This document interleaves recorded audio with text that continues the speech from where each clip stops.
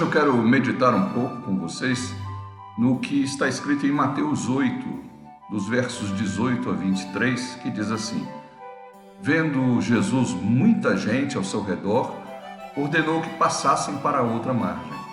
Então, aproximando-se dele um escriba, disse-lhe: Mestre, seguir-te-ei para onde quer que fores. Mas Jesus lhe respondeu: As raposas têm seus covis e as aves dos céus ninhos, mas o Filho do Homem não tem onde reclinar a cabeça. E outro dos discípulos lhe disse: Senhor, permite-me ir primeiro sepultar meu pai. Replicou-lhe, porém, Jesus: Segue-me e deixa aos mortos o sepultar os seus próprios mortos. Então, entrando ele no barco, seus discípulos o seguiram. Depois que Jesus curou a sogra de Pedro, de tarde trouxeram a Jesus endemoniados e enfermos, e muita gente se ajuntou em volta de Jesus. Jesus então ordenou que o levassem de barco para o outro lado do mar da Galileia. E duas pessoas abordaram Jesus, sentindo o desejo de o seguirem também: um estudioso da Bíblia e um aluno dos ensinos de Jesus, um mestre e um discípulo, um escriba e um seguidor de Jesus e dos seus ensinos. O estudioso da Bíblia não colocou limite algum, nem empecilho algum para seguir Jesus. Ele disse: Mestre, te seguirei para onde você for. Mas Jesus conhecia o seu coração e sabia que ele estava acostumado ao conforto, e ele desejava uma vida tranquila, uma vida confortável. Então ele disse: olha, o Filho do Homem não tem onde reclinar a cabeça. Mesmo Jesus tendo uma casa em Cafarnaum, um lugar onde ele podia repousar, dormir, ele tinha uma obra urgente para realizar, que teria um peso para a eternidade. O discípulo já era diferente. Ele tinha um grande apreço pela sua família, um grande cuidado com seu pai. Seu pai estava avançado em dias, já era idoso, e ele disse: olha, deixa primeiro eu esperar ele morrer e sepultar. Mas Jesus dá a ele uma resposta que define quem está vivo e quem está morto nos seus delitos e pecados. Jesus diz: deixa aos mortos, os que estão mortos nos seus delitos e pecados, sepultarem os seus mortos. Quanto a ti, vem para a vida, me segue. A resposta de Jesus define o grau de prioridade que tem a sua pessoa e a sua missão. Nós não sabemos se essas pessoas seguiram a Jesus, e eu sinceramente espero que sim. Não sabemos se elas desistiram, mas as lições desse ocorrido ficaram para a nossa reflexão, para o nosso ensino, para o nosso aprendizado. O Evangelho não é para muita gente, o Evangelho é para poucas pessoas. Nós desejamos uma conversão em massa, nós desejamos uma maioria evangélica no país, um derramar de poder, um derramar da graça de Deus, um derramar do Espírito Santo, mas proporcionalmente o Evangelho é para poucas pessoas. Jesus diz em Mateus 22,14: muitos são chamados, mas poucos são escolhidos. Se você observar na pregação de Paulo e Barnabé aos gentios, todo mundo se alegrou. Todos se alegraram porque o Evangelho tinha chegado aos gentios.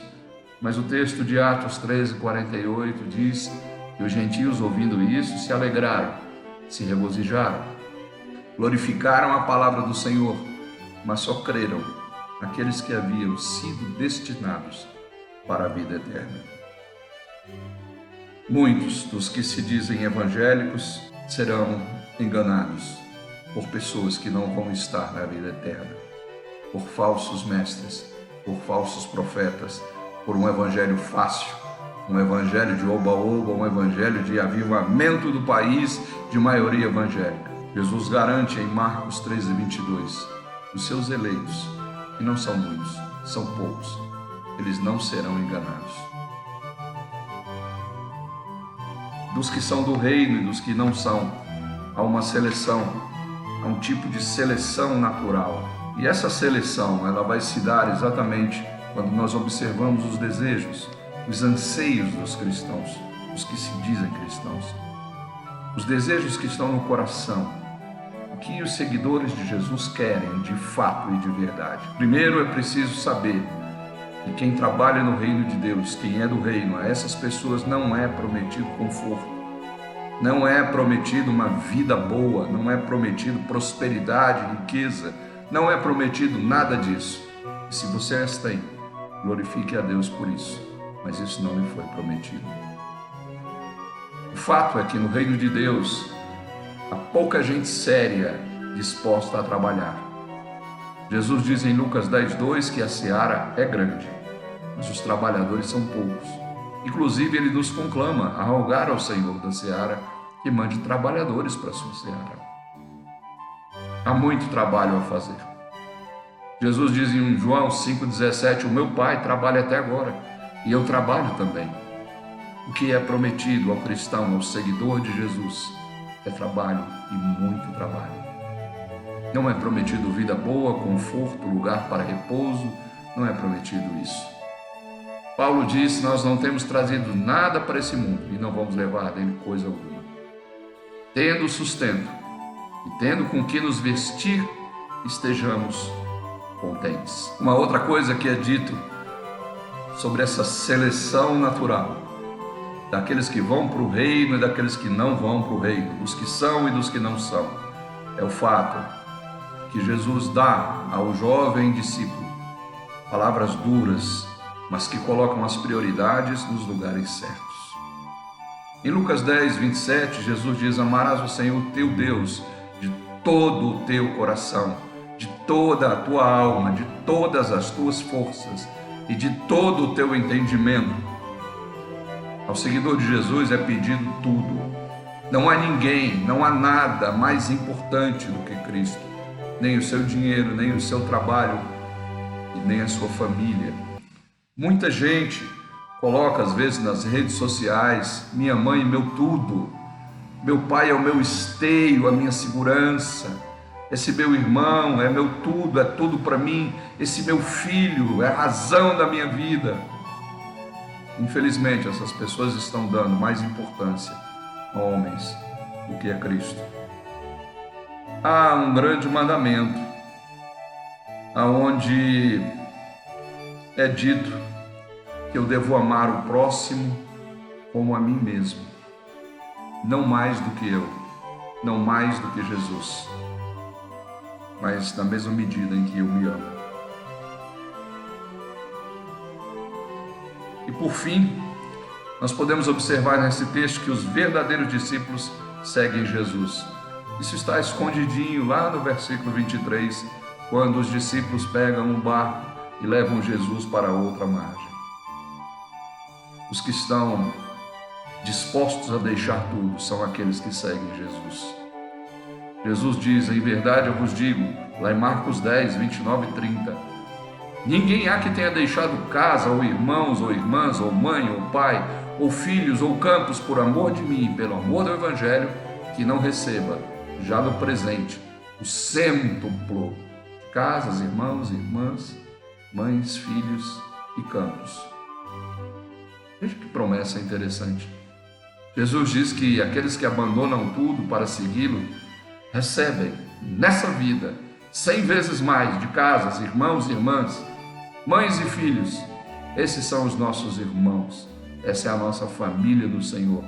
E Jesus diz assim: não há quem não receba já no presente o cêntuplo de casas, irmãos, irmãs, mães, filhos e campos, com perseguições, e no mundo por vir a vida eterna.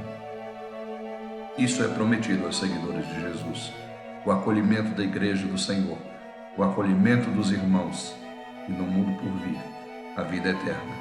Aqui nós teremos aflições e precisamos ter bom ânimo, porque Jesus venceu o mundo.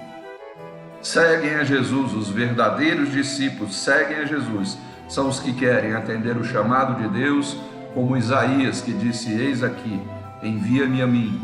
E Deus disse: você vai pregar e as pessoas não vão crer. Mas ele estava pronto, dizendo: envia-me a mim. Seguem a Jesus os que querem imitar a Cristo, que não veio para ser servido, mas veio para servir e dar a sua vida em resgate por muitos. Então, meu amigo, minha amiga que está me vendo ou me ouvindo agora, o Evangelho é para poucas pessoas. Se você foi alcançado, você guarde esse tesouro, guarde bem esse tesouro, porque você é uma pessoa altamente privilegiada. Deus quer tudo, seu espírito, suas emoções, seus desejos, seu corpo. Deus quer uma eternidade com Ele, e por isso que Ele quer tudo. A grande promessa de Cristo se refere a uma eternidade sem lágrimas, sem doenças, sem perdas, sem tristezas e com a luz da glória de Deus Pai brilhando sobre nós em lugar do sol. Os verdadeiros discípulos seguem a Jesus. Suas ovelhas ouvem sua voz, deixam tudo por Ele, obedecem às suas ordens e imitam os seus passos. A pergunta é: você é um deles? Você é uma dessas pessoas? O mundo vive uma crise de identidade, de propósito. Muita gente não sabe por que existe, para que existe. Mas os seguidores de Jesus sabem por que existem. Existem para a glória de Deus. E existem para viver uma eternidade com Jesus. Eternidade que começa agora, mesmo em meio a provações, mesmo em meio a tribulações. Mas nos é garantida uma eternidade plena com Ele. Sem males, sem dores, sem doenças, sem pranto. Que Deus te abençoe.